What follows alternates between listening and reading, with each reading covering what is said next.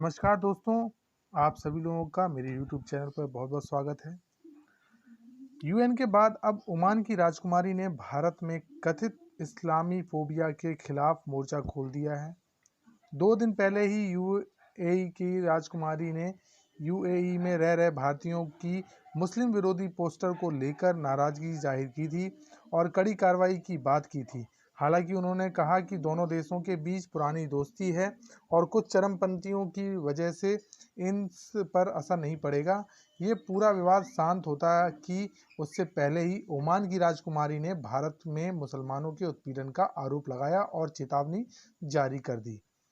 Oman की राजकुमारी मोना बिन फहद अल सैद ने प्रधानमंत्री नरेंद्र मोदी को टैग करते हुए ट्वीट किया, ओमान भारत में अपने मुस्लिम भाइयों और बहनों के साथ खड़ा है। अगर भारत सरकार मुसलमानों का उत्पीड़न नहीं रोकती है तो ओमान में रह रहे 10 लाख भारतीयों को निकाल दिया जाएगा। मैं निश्चित तौर पर इस मुद्दे को ओमान के सुल्तान के सामने उठाऊंगी। राजकुमारी ने एक अन्य ट्वीट में लिखा, मुझे बताया गया कि भारत में मुसलमानों के उत्पीड़न के पीछे भारतीय संगठन स्वयं राष्ट्रीय स्वयंसेवक संघ का हाथ है। इसे मौजूदा सरकार का भी समर्थन हासिल है। ये यूएन व अन्य अंतर्राष्ट्रीय संगठनों से आरएसएस को बैन करने की मांग करती हैं।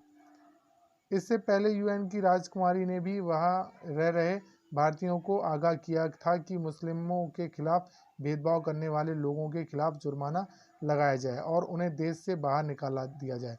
यूएन की राजकुमारी ने सौरभ उपाध्याय नाम के एक भारतीय शख्स के मुस्लिम विरोधी ट्वीट के स्क्रीनशॉट शेयर किए। यूएन की राजकुमारी ने कहा था कि यूएई का शाही परिवार भारतीयों का दोस्त जरूर है, लेकिन इस तरह का रवैया स्वीकार्य नहीं है। यहाँ पर आने वाले हर शख्स को काम के बदले पैसे मिलते हैं, कोई भी मुफ्त में यहाँ नहीं आता है। इस देश की धरती से आप अपनी रोजी रोटी चलाते हैं। अगर आप इसी का मजाक उड़ाते हैं तो ये मत सोचिए कि आप पर किसी का ध्यान नहीं जाएगा। यूएई की राजकुमारी ने बाद में भारत से यूएई की पुरानी दोस्ती का हवाला दिया। उन्होंने ट्वीट किया, मेरे प्यार के ही रास्ते पर चलने का फैसला किया है। नफरत के बोझ को बर्दाश्त करना मुश्किल है।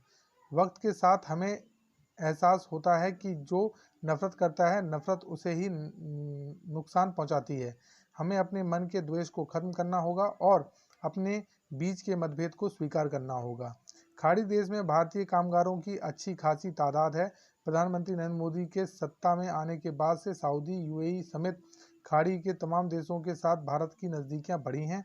यहाँ तक कि जब मोदी सरकार ने जम्मू कश्मीर का विशेष दर्जा खत्म किया तो सभी खाड़ी देशों ने भारत को ही अपना समर्थन दिया। हालांकि पिछले कुछ दिनों में सोशल मीडिया की कुछ पोस्ट में कोरोना वायरस के संक्रमण के लिए तबलीगी जमात के लोगों के कार्यक्रमों और मुस्लिम समुदाय को जिम्मेदार ठहराया जाने लगा तो इस्लामिक सहयोगी संगठन समेत कई मुस्लिम देशों ने इसकी कड़ी आलोचना की है। इसी बात के बीच भारत के अल्पसंख्यक मामलों के मंत्री मुख्तार अब्बास नकवी ने बयान जारी कर कहा कि भारतीय मुसलमानों के लिए जन्नत है और उनके जीने के अधिकार पूरी तरह से सुरक्षित हैं।